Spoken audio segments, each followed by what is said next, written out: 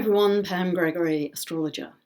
I'm going to be speaking to you today about the first half of April, and in particular the full moon that we have coming up in Libra on the 10th or the 11th, depending on where in the world you live. Now, we've had a lot of fiery energy of late, and this first half of the month continues this fast pace to some extent, and then there's a shift of tone, shift of energy in the middle of the month, which I'll be talking about in the next video. But in April, we actually have 4 planets changing direction. We have Saturn, Mercury, Venus, and later in the month, Pluto.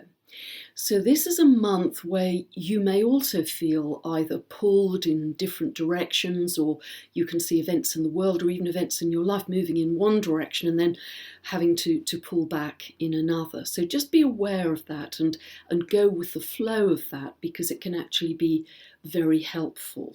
And it'll be helpful, for instance, in the way I'm about to talk about Saturn and Mercury, because Saturn moves retrograde on the 6th of the month. It moves back from 28 degrees of Sagittarius all the way back to 21 degrees of Sagittarius by the 25th of August. Just a few days later, on the 9th, Mercury moves retrograde from 5 degrees of Taurus over the next 3 weeks from that date, tracking back to 24 of Aries. So taking those in combination, this is going to be a period of reworking, rethinking, redoing, reevaluating, something, probably a work project because it's Saturn as well as Mercury, but we can be involved perhaps in a little more work than we anticipated, because we're going to have to be reworking something, but ultimately it is going to make that project better, more thorough, more comprehensive, and you may even see the results of that as early as the 3rd of May, when Mercury moves direct again. So the message of Saturn is always to be patient, to be conscientious, to be diligent.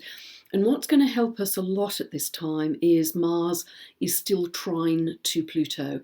Mars is at 16, 17 of Taurus, Pluto's at 19 of Capricorn, and that is a great aspect for focus, productivity, endurance, seeing it through to the end.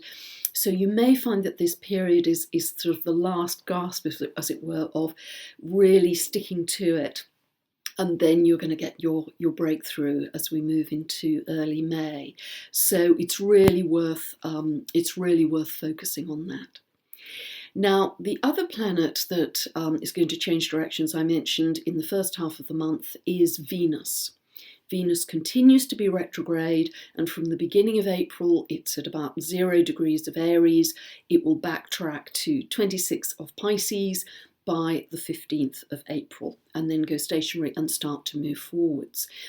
So because Venus has been travelling very closely together with Chiron, if any relationship was wounded or damaged or broken up recently, then as Mercury comes back over to contact Chiron and then moves forward again from the 15th, you may actually find that relationship can be healed, at least in some way. You can reach a point of understanding, perhaps, in some way.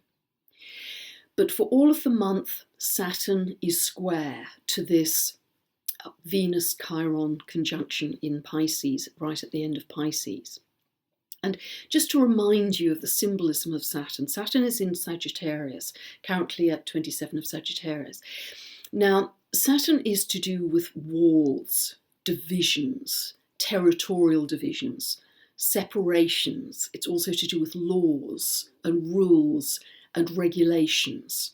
And in Sagittarius is also to do actually with the law, but it's also very connected to foreigners, immigrants, refugees. So we can see very clearly how this has been being played out in the world over the last couple of years, where we've had increasing debate about laws and separations around the whole immigration issue. However, the purpose of Saturn, which takes about 2.5 years in each sign, of moving through Sagittarius, is also to show us the limitations of that policy. And it's particularly doing that at the moment because Saturn is square, as I say, to Chiron and Venus in Pisces. Now, That is really, Pisces is about dissolving separations, dissolving divisions, seeing the oneness in everyone and everything.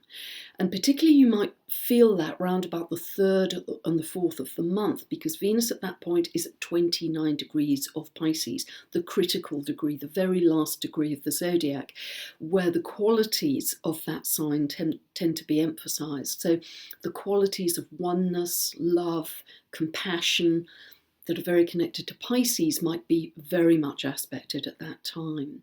So try and see this whole area of life in a bigger way, if you like. Personally, this square is also about finding a deeper meaning. It isn't just about love heals all, which is bringing the Venus and Pisces side into it, but Saturn Sagittarius is connected to the truth.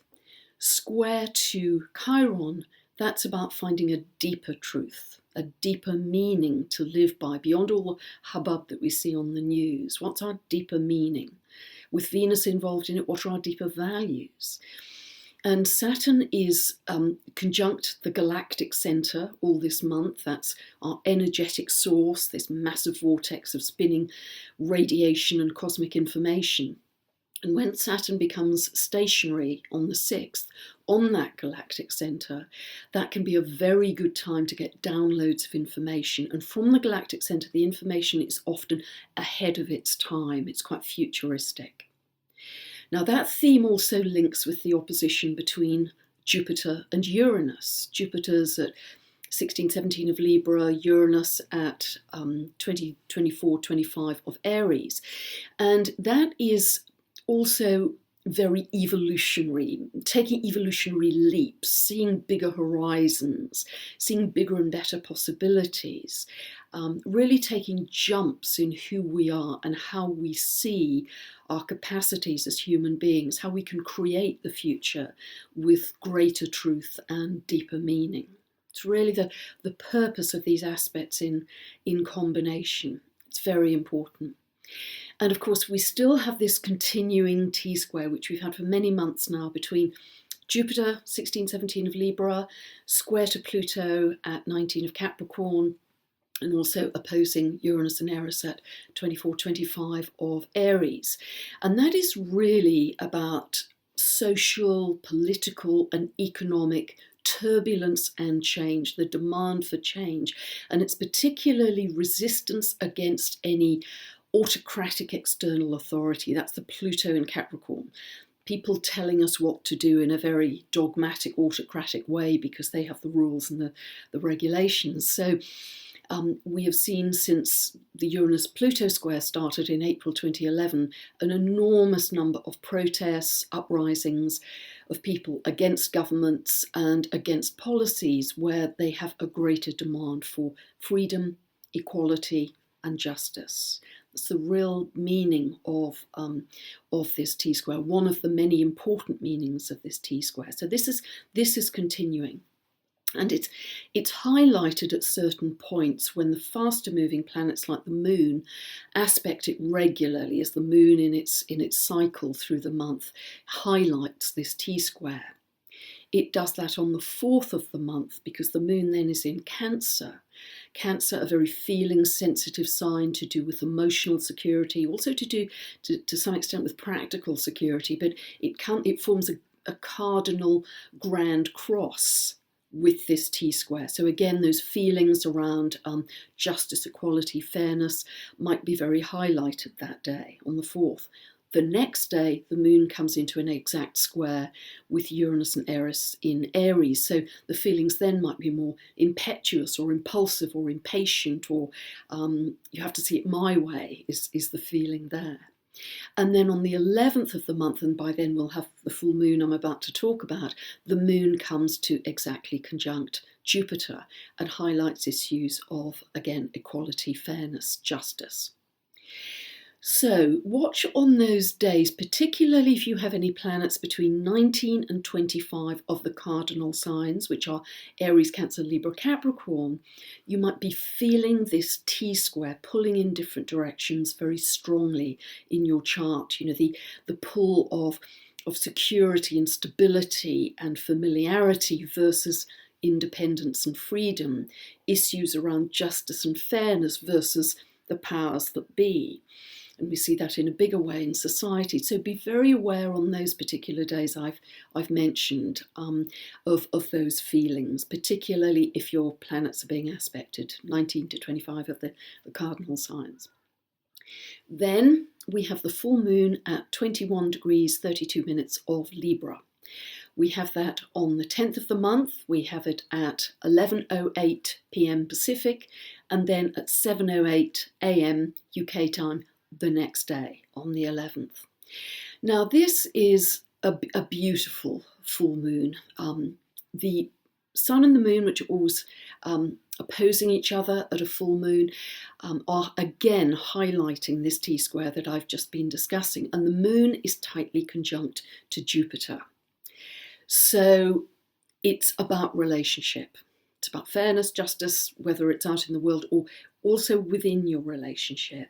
But because it's a full moon, it can really help a relationship to blossom. It's coming to its fullness, really help it to blossom. And this is a very big-hearted, generous full moon. Jupiter is all about that. And it makes us think whether we're in a relationship or not of how can I help you? It's very what I call other-directed. If you're okay, then I'm okay. If you're happy, that makes me happy. So it's concern for others and concern for fairness for them and justice for them. And what emphasises that message is the moon is also opposing Uranus and Eris on the 11th. And Uranus rules Aquarius, so that's very much the sign of connection and community, like-minded people. So this is very social at this time. Not only do we want to be with other people and helping them, but we also want to help the community in a bigger sense and have a connection to our tribe, if you like. Now, still over those few days from the 11th to 13th, again, this T-square will be highlighted by the sun and the moon, because on the 11th, as I've just mentioned, the moon is conjunct Jupiter, shining a light on the T-square from that direction.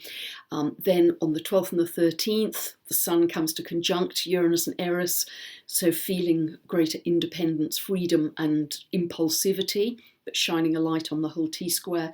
And also on the 13th, the moon moves to oppose Mars. And that can be the anger of the people or feeling suddenly quite assertive yourself, particularly around 16, 17 of Taurus and Scorpio, planets in those areas.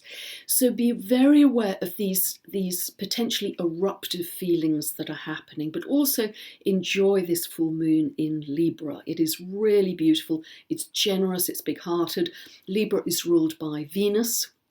So it's a great time to bring beauty into your life, the arts, culture, very beautiful. Of course, the full moon can also shine a light on something in relationship that we were unaware of, but in general, it's extremely positive and bringing it to its fullness. Think of it in that way. Now, there's a beautiful Sabian symbol for 22 degrees of Libra. These were channeled many years ago by a medium. And it is a child giving birds a drink at the fountain. The concern of a simple soul for the welfare and happiness of less evolved beings who thirst for life renewal. I think that's really beautiful. And through all the turbulence of whatever's going on in the world, this really brings us back to the fundamentals that I was talking about really with Chiron and Venus. Remember the basics. Remember to operate from love, from a sense of interconnectedness, a sense of giving to others. That connects all human beings and all beings, in fact, in the world. So really try and get back to those simple fundamentals. Come from your heart, come from your breath.